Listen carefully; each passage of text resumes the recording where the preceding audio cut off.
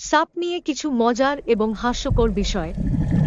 বাংলাদেশে অনেক জায়গায় বিশ্বাস করা হয়, যদি কোনো সাপ বাড়িতে আসে, সেটাকে তাড়ানোর আগে ভালোভাবে বিদায় জানাতে হয়। এমনকি কেউ কেউ বলে সাপের বিয়ে দেওয়া দরকার।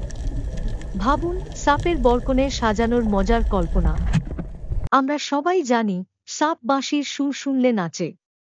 কিন্তু মজার বিষয় হল, সাপ আসলে বাঁশির সুর শোনে না, কারণ তাদের কান নেই। তারা শুধু মাটির কম্পন অনুভব করে। তাই সাপের সামনে বাঁশি বাজিয়ে নাচানোর চেষ্টা করলে নিজের নাচই বেশি হবে। সাপের কোনো হাত বা পা নেই, কিন্তু তা সত্ত্বেও তারা খুব কৌতূহলী। আপনি সাপের সামনে কিছু নড়াচড়া করলে সাপ মনে করবে আপনি ওদের নতুন খেলনা। গ্রামে অনেকে বলে সাপ নাকি রেগে গেলে রাতেও মানুষকে খুঁজে বেড়ায়। কিন্তু মজার ব্যাপার হল, সাপ নিজের